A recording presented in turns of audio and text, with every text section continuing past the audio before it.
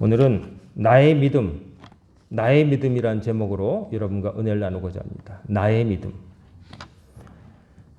지금으로부터 한 22년 전쯤에 제가 제 아내와 더불어서 목회자들을 대상으로 한 수련회를 참여한 적이 있었습니다. 강원도쯤이었던 걸로 기억하는데 그 모든 집회가 끝나고 3일째 저녁에 한 10시가 됐는데 숙소로 들어왔는데 묵었던 같은 지방에서 갔던 목사님 가정에서 뭐 수련회 과정 다 끝났으니까 자기 방으로 같이 부부가 오셔서 차 한잔 하자고 그래서 그 방에 갔죠.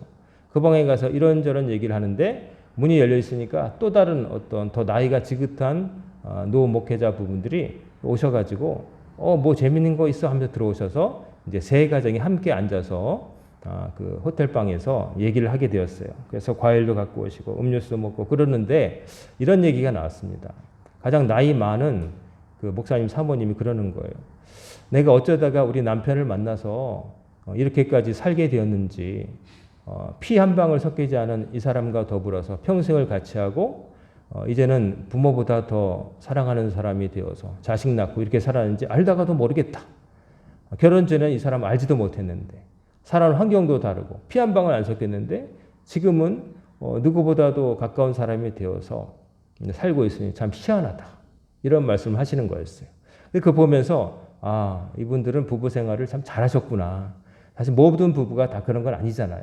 근데 그렇게까지 말씀하시니까 목회를 하면서 여러 가지 우여곡절도 있었을 것이고 그런데 서로가 서로 의지하면서 신뢰하면서 사랑하면서 살아셨구나 해서 참 존경스러운 마음이 들었습니다.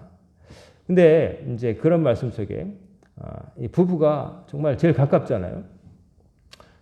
예를 들어서 결혼 전에는 부모님이 제일 가깝고 어릴 때는 그렇지만 결혼한 다음에는 배우자가 제일 가깝죠.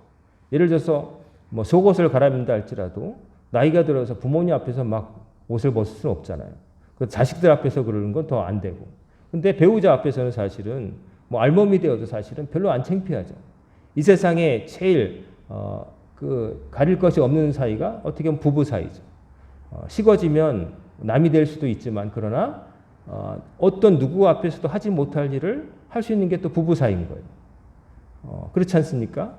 뭐 허물 없이 정말 나의 창피한 부분들, 나의 어떤 인간적인 모습들을 가림 없이 보여주는 사람이 이제 부부가 되는 거죠. 자식 앞에서도 함부로 나중에 나이 들면 그렇게 못하고 나이 든 부모님 앞에서 그렇게 할 수도 없는 거잖아요. 어릴 때처럼. 근데 배우자가 되어서 살게 되면은 뭐 방귀도 뿡뿡 끼게 되는 것이고 트름도 해도 되고 또 뭐 어디 아프다는 얘기도 할 수 있는 거고 그런 것이죠. 뭐 세상 친구가 가깝다 할지라도 친구에게 할 말이 있고 못할 말도 있지 않습니까? 하지만 배우자에게는 뭐 무슨 일이든지 다 말할 수 있게 되는 것이죠. 하지만 그러나 그럼에도 불구하고 아무리 사랑하는 부부라 할지라도 인생의 동반자로서 살아온 전우와 같은 그런 부부라 할지라도 서로에게 해줄 수 없는 부분이 있어요. 그건 뭐냐면은 서로가 서로를 아무리 사랑해도 상대편을 구원해 줄 수는 없다는 겁니다. 그의 인생의 마지막 종착지가 어디로 갈지는 대신 남편이 아내를 위하여 아내가 남편을 위해서 대신 뭐 어떤 공을 쌓고 기도를 하고 뭘 해서 대신하여 뭐 해줄 수는 없다는 이야기입니다. 그런 좋은 마음을 가지고 내가 남편을 위하여 아내를 위해서 자식을 위해서 부모를 위해서 뭘 해보겠다는 좋은 마음 자체는 좋지만 그러나 그 좋은 마음으로 하는 일이 상대편의 궁극적인 운명을 바꿀 수는 없다는 거죠. 하나님은 그렇게 안 되게 하신 것이죠. 왜냐하면은 각 사람은 각 사람의 인생에 대해서 생명을 받았고 그 다음에 책임을 져야 되는 거예요. 남에 의해서 잘못되고 남에 의해서 때로 어려움을 당하고 남에 의해서 혜택도 받고 뭐 그런 일도 있지만 그러나 궁극적으로 한 인간이 마지막에 어디서 영원히 거할지는 누구도 정해줄 수 없다는 거죠. 다른 사람이 대신해 줄 수 있는 게 아니라는 것이죠. 만약에 이것마저도 대신해 줄 수 있다면 신앙에도 금수저, 은수저, 흙수저 얘기를 하게 될 거예요. 우리 집에는 3대째 믿었어. 우리 집에는 목사님이 몇 명이야. 장로님이 몇 명이야. 부모님 다 교회 다니셔. 나를 위해서 맨날 기도하셔. 그러면 그런 데서 태어난 사람은 별 노력 없이 구원받을 수 있게 된다면 그거는 정말 아니지 않습니까?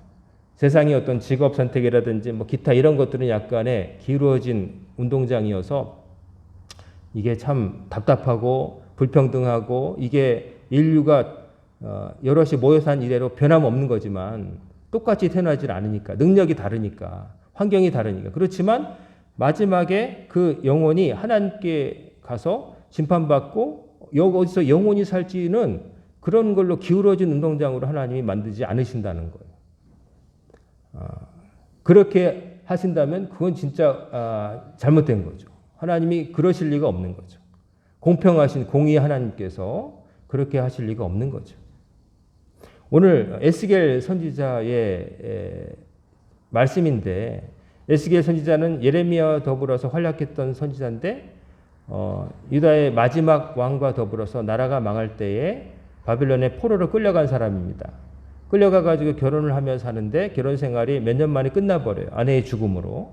그리고 그 끌려간 바빌론에 가서 동족들을 향해서 계속해서 하나님의 말씀을 전하면서 회복의 날을 선포하기도 했고 하지만 막연하게 그냥 곧 돌아가게 될 거야. 금세 회복될 거야 하는 그런 아니란 생각에 대해서도 찬물을 끼얹으면서 정신 차리라고 했던 선지자이기도 한 것이죠. 오늘 본문 말씀을 보면 계속 이런 얘기가 나옵니다. 하나님이 이 땅에 어떤 시기로든 어떤 재앙을 내리실 때, 위험을 내리실 때, 전염병이든 금지성이든 전쟁이든 칼이든 뭐든 기근이든 내리실 때에 그 땅에 당시에 정말 누구나 다 존경하는 노아, 다니엘, 욥과 같은 사람이 동시대에 같이 있다 할지라도 그들조차도 그들이 그런 시대에 타고났으면 자기의 공의로 말미암아 자기만 구원받을 뿐 자기 자녀도 대신 구원받지 못한다. 이런 말씀을 여러 번 반복하고 있어요. 하나님이 나의 삶을 두고 맹세하건대 노아, 다니엘, 욥 이 세 사람이 거기 있을지라도 그들은 자기의 공의로 말미암아 자기 생명만 건지리라. 그리고 자녀도 건지지 못하리라. 이런 말씀을 반복하고 있어요. 자, 이 예로 든 노아 같은 사람, 당대 의인, 세상 사람들이 다 하나님 뜻에서 엇나가며 살 때 그러나 노아는 하나님께 사랑을 받았던 사람, 의롭게 살았기 때문에 제2 아담과 같은 사람, 세상이 다 멸절된 다음에 새로운 홍수 위에 새로운 인류의 조상이 된 사람 노아잖아요. 그 사람이 있을지라도 자기 자녀밖에는 자기 자녀도 아니고 자기만 좋은 믿음을 가진 자기만 구원받는다. 또 다니엘 같은 사람 어떤 사람입니까? 사자굴에 들어갔어도 믿음을 지키기 위해서 예루살렘을 향해서 기도하고 그랬는데 임금이 절대로 그러면 안 된다. 누구라도 다 죽여버린다. 사자굴에 그래도 했잖아요. 결국 사자굴에 들어갔는데도 하나님이 사자가 털 한 털 건들지 못하게 하셨잖아요. 그런 다니엘이 그 당시에 있을지라도 그도 자기 자녀도 구원 못하고 자기의 믿음으로 알면 자기만 구원받는다. 그리고 욥과 같은 사람 얼마나 성경의 욥기를 보면은 얼마나 어려움을 겪었습니까? 처음에 자기의 재산이 축나고 자식이 죽고 결국 자기 몸에 막 종기가 나고 기왓장으로 벅벅 긋고 막 모든 것을 다 잃어버리는 그런 시련 속에서도 물론 나중에는 무너지긴 하지만 그러나 그때에도 하나님을 원망하지 않았던 그런 사람이 욥이었잖아요. 근데 그 욥이 그 당시에 살아 있을지라도 그 사람의 믿음으로 그 사람은 구원받겠지만 그러나 그 자녀 한 사람도 대신 구원 못 받는다라고 하나님 말씀하고 계세요. 자, 이 말씀이 하는 의미는 뭘까요? 모든 사람은 다 하나님 앞에 홀로 서서 심판받게 된다는 겁니다. 여러분의 삶의 그 책임은 누가 대신 져주는 게 아니라 여러분이 책임을 져야 된다는 거예요. 하나님이 주신 생명을 가지고 어떻게 살았는지에 대해서 하나님은 마지막에 물으실 거라는 거죠. 여러분과 저에게.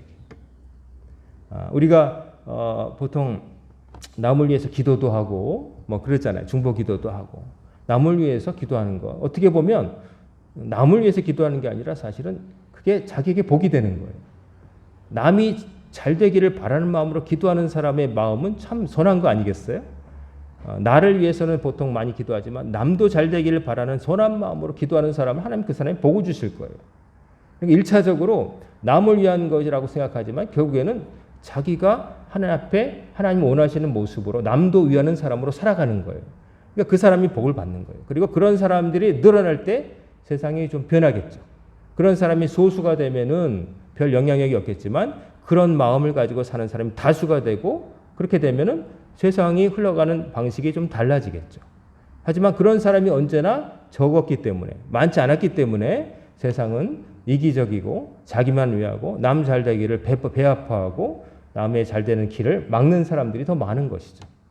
그래서 하나님의 나라 확장은 그냥 나라가 넓어지고 우리가 그냥 들어가는 게 아니라 하나님을 믿는 영혼들이 늘어나는 게 하나님의 나라 확장인 거예요. 하나님 나라를 믿고 하나님 나라에 들어갈 사람의 성품을 가진 사람들이 늘어나는 만큼, 그 영혼이 한 명 늘어나는 만큼 하나님의 나라가 커진 거예요. 그러니까 하나님의 나라의 크기는 그냥 넓혀주셔서 그냥 우리가 이제 평수가 남아돈다 해서 들어가는 게 아니라 우리가 우리 자리를 마련하는 거예요. 그렇게 말하면 또 뭐 인간의 공로로 뭐 어떻게 하는 거 아니냐 뭐 이럴지 모르지만 그건 공로가 아니라 당연한 책임인 거예요. 하나님께서 요구하시는 바, 모든 각자의 영혼에게 생명을 주시면서 요구하신 바 책임을 지라는 말씀이에요. 은혜로 구원받는 거 아니냐, 믿음으로 구원받는 거 그렇죠. 근데 은혜로 구원받는다는 거는 우리가 행하는 그 작은 것이 하나님이 주시는 영생의 축복에 비하면 작은 거기 때문에 우리가 한 게 없다고 말하는 것이지, 우리 아무것도 안 해도 얼렁뚱땅 대충 묻어서 엄마가 잘 믿어서 아빠가 잘 믿어서 할아버지가 뭐 해서 옛날에 뭐 돌을 믿습니까 하는 사람들이 조상이 공덕을 쌓아서 형제님의 얼굴에 빛이 난다고 뭐 이런 헛소리, 다 거짓말인 것이죠. 여러분이 가진 믿음이 여러분이 갈 곳을 정하는 거예요. 여러분이 가진 여러분의 믿음. 정확히 말하면 오늘 설교 제목이 우리의 믿음이라고 안 했어요. 나의 믿음이라고 했어요. 나의 믿음. 내가 뭘 믿느냐, 내가 어떻게 믿느냐가 나의 갈 곳을 정하는 거지, 우리 할머니가 어떻게 믿었냐, 내 아버지가 어떻게 믿느냐, 내가 어떻게 믿을지에 대한 어떤 교과서가 되고 도움이 될지 모르지만 그 믿음을 나 아닌 가까운 사람이 가졌다는 이유로 나에게 플러스 1점도 되지 않는다는 거죠. 오히려 그런 환경 속에서도 믿음을 안 갖고 살면 마이너스 200점이 돼야 마땅한 거죠. 아무도 안 믿는데 나는 하나님을 믿었다, 이 사람은 대단한 거죠. 주변에 다 믿는데 나만 안 믿었다, 그 사람은 오히려 책임을 더 많이 져야 되는 거죠. 교회 갈 때 헌금까지 주면서 교회 보내는 부모 밑에서 자랐으면 그건 고마운 거죠. 자랑할 게 아니라. 근데 교회 가면 다리 몽둥이를 부르트린다고 옛날에 그 무식했던 부모님들 있었을 때 그래도 교회 나갔던 사람들은 대단한 거죠. 그런 그 환난과 핍박 속에서도 믿음을 지켰으니 상급을 받아 마땅한 것이죠. 그러니까 우리가 살아갈 때 정말 중요한 것은 나의 믿음입니다. 뭐 세상에는 세상을 구원하겠다고 뭐 사람들을 어떻게 하겠다고 나를 따르라 하는 사람들이 참 많은데, 저는 그걸 볼 때마다 그 박찬욱 감독의 영화 중에 하나 그 대사, 너나 잘하세요, 이런 대사가 생각납니다. 이영애 배우가 그 하는 말이 있죠. 너나 잘하세요. 뒷말은 존댓말이지만 앞은 너잖아요. 너나 잘하세요. 이 말은 뭐냐면 비꼬는 거죠. 너부터 잘해야지 남에게 뭐 하겠다. 우리가 대단한 일을 뭐 하려고 뭐 남을 어떻게, 우리가 피부 바깥에서 1mm도 우리가 바깥에 있는 걸 움직일 수 없어요. 내 안에, 내 피부 안에 있는 여기까지예요. 내가 뭐 영화에 나온 것처럼 이렇게 해가지고 내 바깥에서 뭘 움직이는 건 헛소리예요. 물리법칙을 거스르는 거예요. 하나님께서 지으신 세상 그렇지 않아요. 나를 변화시켜야지. 나를 변화시켜서 나와 똑같은 생각을 가진 사람이 늘어날 때 협력해서 힘이 돼서 그게 세상을 바꾸는 거지. 뭐 나에게 무슨 힘이 나가가지고 내가 뭐 대단하게. 나도 못 바꾸면서. 자기가 바로 못 쓰면서 자꾸 뭐 앞장서겠다 그러고 뭘 건드려 보겠다고 하는 사람들이 손댄 것들이 다 고장이 나게 돼 있어요. 오염된 손으로 자꾸 뭘 만지면 다 더러워지는 것처럼. 자기 손이 깨끗해야 되는데 자기 손에 막 오물이 묻었는데 내가 이거 해보겠다고 만지고 돌아다니면서 다 오염시키는 거예요. 자기 손이 깨끗해야 되는데. 나의 믿음. 우리가 사도신경을 우리가 예배 시간에 같이 낭송하지 않습니까? 거기 보면 이런 모든 것들 사도신경 마지막에 내가 믿사오니, 마지막에 이 모든 것들을 내가 믿사오니로 끝나고 있어요. 내가 믿사오니. 그래서 라틴어로 된 걸로 보면 크레도라고 합니다. 크레도. 내가 믿는다. 1인칭. 내가 믿는다. 이런 것들을 우리가 믿사오는 게 아니라 내가 믿사오니. 내가 믿어야 된다는 거예요. 우리 할머니가 잘 믿어서, 우리 아버지가 잘 믿어서, 내 아내가, 내 남편이 잘 믿어서 이렇게 된다고 하는 건 아닌 거죠. 그건 좋은 거죠. 우리 할머니가 잘 믿은 건 좋은 거고, 내가 사랑하는 사람이 믿었으니까. 그건 내가 기뻐할 일이고 그런 건데, 우리 반 아이들이 다 영어 시험에서 100점을 받는데 나는 빵점 받았단 말이야. 그러면 다니면서 우리 반은 100점 애들이 수두룩해 다 100점이야. 근데 그게 중요한 게 너는 몇 점인데 나는 빵점이야. 이렇게 해맑게 웃을 수 있는 참 좋은 마음. 우리 반이 훌륭하다는 걸 자랑할 수 있는 좋은 성품이긴 하지만 대학에 가고 못 가고 하는 거는 나의 점수지 내 친구의 점수가 아니란 말이에요. 100점짜리 친구가 100명 있어도 내 100점, 1점도 도움 안 되는 거예요. 내가 공부를 해야죠. 지겨운 그 단어를 내가 외워서 내 거를 만들어야 내가 1점에도 올라가는 것이죠. 사람들은 참 나 아닌 것에 바깥에 관심이 참 많아요. 자기도 잘 못 살피면서. 거울을 보면서 피부, 그 껍데기는 잘 살피면서 우리 속을 잘 살피지 못할 때가 많아요. 몸의 병도 내가 속에 있는 무슨 병인지 잘 모르잖아요. 검진 받을 때 생각날 때 잘 몰라요. 우리가 안다고 하지만 나 자신에 대해서 잘 몰라요. 그래서 가끔 사진에 비친 자기의 모습을 보면서 내가 이래? 이러면서 놀랄 때가 있죠. 그래서 사진 찍기 싫어할 때도 있어요. 내가 이렇게 서 있어? 이렇게 어색하단 말이야? 내가 생각할 때 나는 그래도 아침에 거울 보고 가면서 이 정도면 괜찮겠지 하고 나갔는데 남이 나를 찍어준 모습 보니까 내가 이랬어? 내 뒷모습이 이랬어? 내가 이렇게 서 있어? 내 옷매미수가 이래? 내 얼굴이 이래? 이러면 놀라는 거죠. 자기를 잘 못 보고 이제 남만 보는 거예요. 남이 뭘 입었나? 남이 뭘 어떻게 하나? 남의 페이스에 따라서 거기에 그냥 맞춰가면 된다고 생각하는 거죠. 하지만 중요한 것은 나의 페이스입니다. 내가 중요한 겁니다.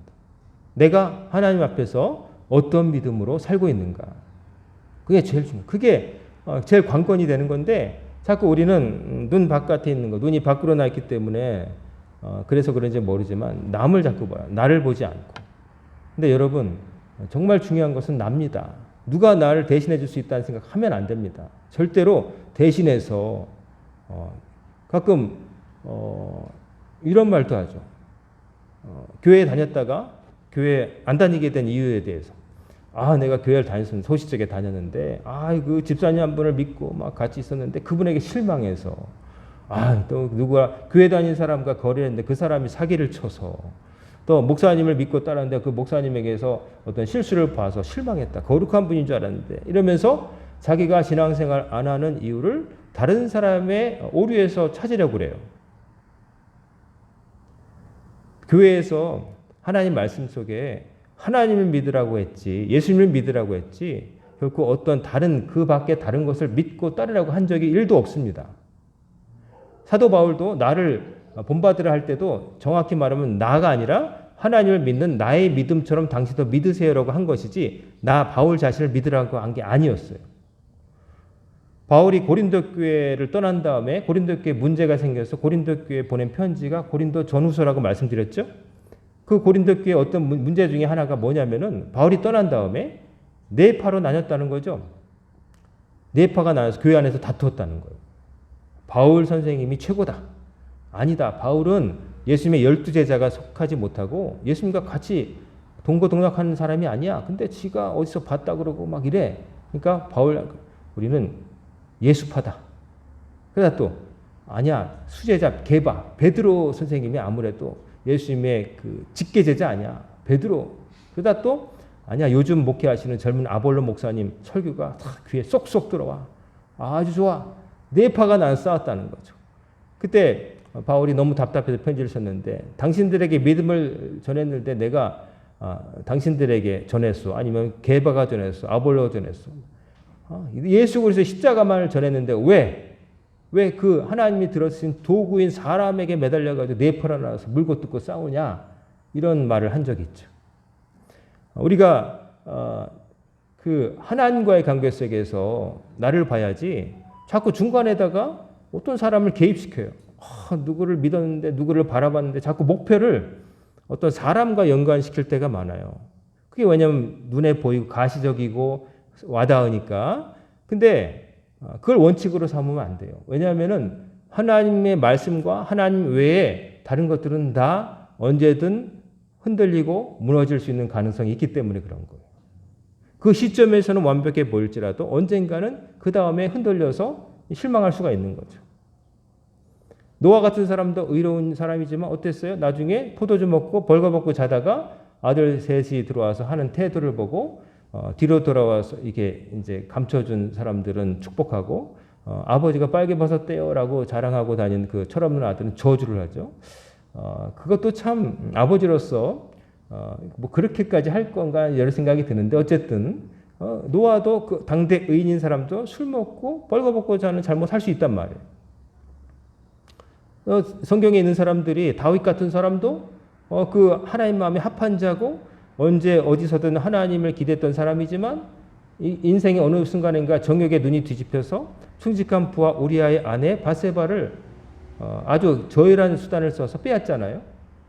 유부녀를 데려다가 간통하고 임신했다 그러니까 입막음하려고 밖에 전쟁터에 나간 장군을 부려다가 억지로 동침시키려 해서 무마시키려고 하다 안 되니까 그 충직한 장군을 최격전지에 보내서 적의 화살에 맞아 죽게 만들고 이게 다윗이 했던 일이란 말이에요. 그러니까 우리가 다윗만 바라보고 노아 이렇게 바라봐도 그들은 무결점의 사람이 아닌 거죠. 하나님께서 들어쓰신 사람일 뿐 그 사람들을 또 목표로 해서도 안 되는 거예요. 우리의 궁극적인 초점은 어디에 있어야 되느냐? 하나님의 말씀 속에 있어야 되는 이유가 거기 있는 거예요. 그래서 어떤 사람이 하나님을 믿는 누군가를 보고 신앙생활을 하고 용기를 얻을 수는 있겠지만 그러나 그것을 끝까지 목표로 삼고 그러다 그 사람이 넘어졌다고 나도 안 한 이유로 하면서 그 사람 핑계대면서 교회 안 나간다? 하나님 안 맞는다? 그건 무책임한 태도예요. 엉뚱한 거예요. 바보인 거예요. 각주구검이란 말이 있죠. 여시춘추에 나오는 각주구검.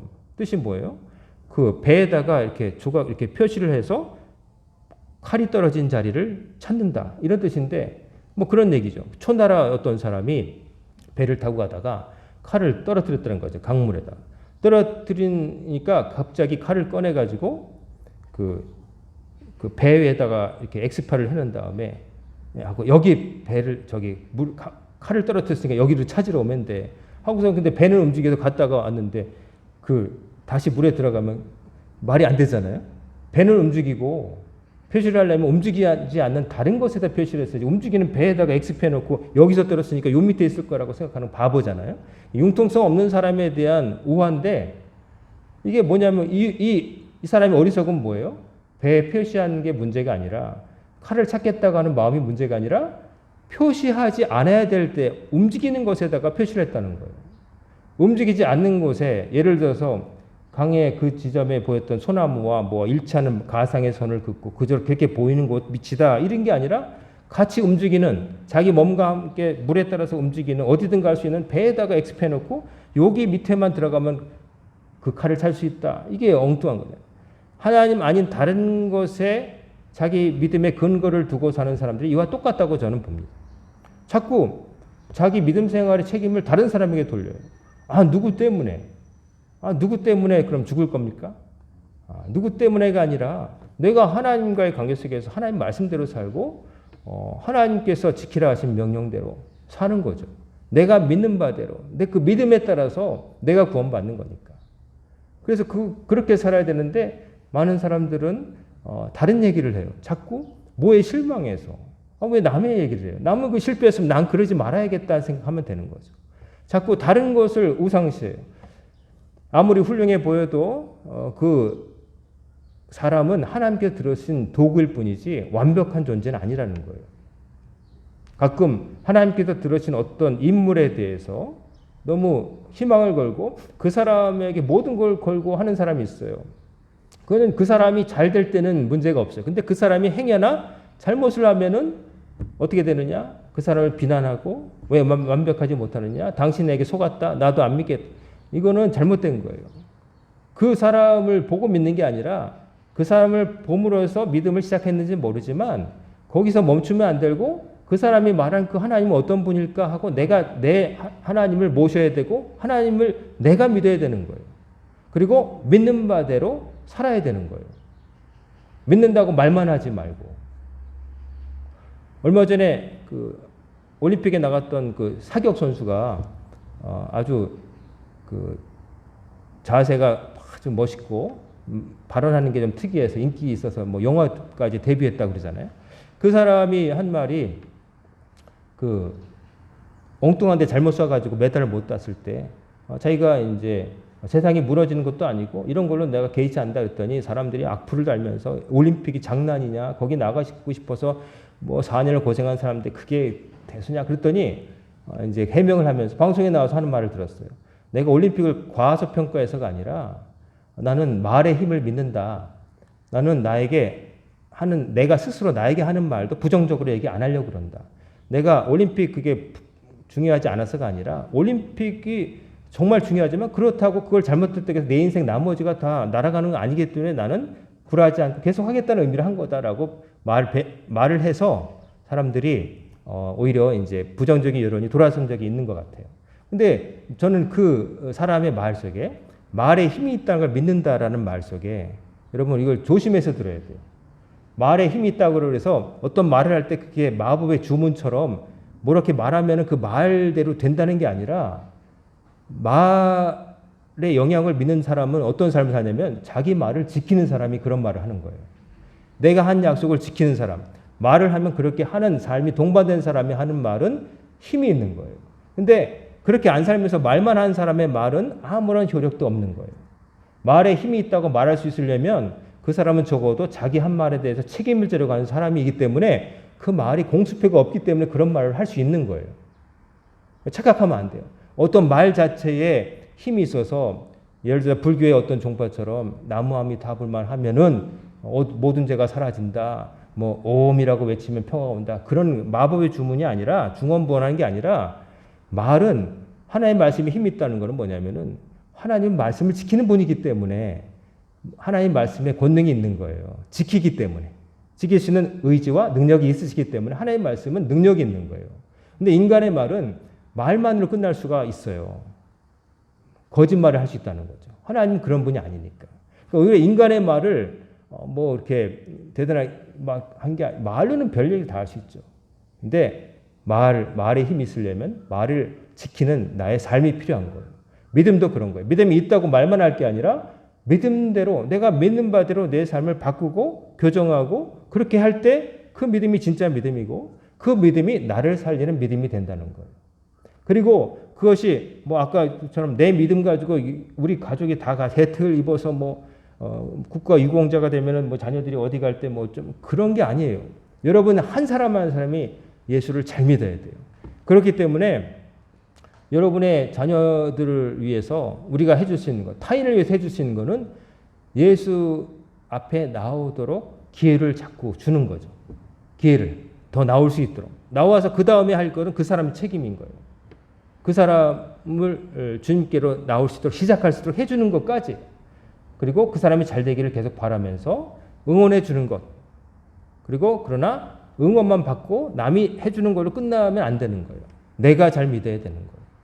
그래서 여러분 자신 한 사람의 믿음이 어떠한지를 늘 체크해 보시고 여러분이 잘 믿으셔야 되고 그래야 잘 믿는 여러분이 하는 권면이 힘 있는 말씀이 되는 거예요. 누군가의 삶을 조금이라도 바꿀 수 있는 영향력이 있으려면은 그 말이 공수표로 남발되는 그런 말씀이 아니라 지키는 삶이 동반될 때 내가 믿음이 있을 때 믿으라고 하는 말에 힘이 조금이라도 있게 되는 거예요. 그리고 그거로 다 되는 건 아니에요. 그 사람의 영혼, 그 말을 들은 사람이 안 받아들이면 귀를 닫고 있으면 소용없는 거예요. 그 사람의 책임인 거예요. 하지만 그것까지 우리가 해줄 수 없어요. 인간이기 때문에. 우리가 해줄 수 있는 것은 문 앞까지 데려가는 거예요. 문 앞까지 가라고. 그 다음에 문을 열고 들어가는 건 그 사람의 책임인 거예요. 그래서 여러분 자식을 위해서 기도하는 게 무의미하다는 게 아니라 여러분 그런 마음으로 기도해야 돼요. 그게 여러분을 살리는 믿음이에요. 그런 마음으로 기도해야죠. 당연히. 그렇게 살아야 돼요. 그렇지만 그 나머지는 각자의 책임이기 때문에 말씀을 듣는 모든 한 사람 한 사람이 나의 믿음이 어떤지를 관심을 가지고 최선의 노력의 경주를 다해야 될 줄로 믿습니다. 여러분 한 사람 한 사람의 믿음 여러분이 하나님께로 어떻게 가고 있는지를 체크하시면서 여러분을 살릴 것은 오직 하나님을 믿는 여러분의 믿음 여러분 각자의 믿음이지 누군가 대신 잘해서 가는 거 없다. 공짜는 없다. 생각을 가지시고 여러분의 믿음을 정말 내가 믿는다. 하나님을 정말 믿는다. 그리고 그렇게 산다. 삶과 말이 태도가 동반된 믿음이 되셔서 여러분이 정말 어떤 환난을 당하여도 구원받은 믿음 여러분 각자가 다 가지시고 여러분 각자를 넘어서 여러분이 사랑하는 사람도 그런 믿음에 도달하게 되기를 주의 이름으로 축원합니다. 아멘. 기도하겠습니다. 고마우신 아버지 하나님, 오늘도 저희들에게 말씀을 주셔서 저희들 각자의 믿음이 얼마나 중요한지를 생각하게 하심을 감사드립니다. 저희들이 하나님의 믿음을, 하나님을 믿는 믿음을 어떻게 갖고 있는지 늘 바라보게 하시고 하나님 앞에 흠없는 믿음을 가질 수 있도록 날마다 연단시켜 주시고 바르게 나아가게 인도하여 주옵소서. 오늘부터 시작된 한 주간도 주님께 맡깁니다. 주님께서 어떤 환경을 주시든지 저희들이 그 속에서 하나님의 섭리를 살필 수 있도록 도와주시고 하나님 원하시는 모습으로 말하고 선택하고 행동하며 살아가도록 도와주옵소서. 예수님의 이름으로 간절히 기도드리옵나이다. 아멘.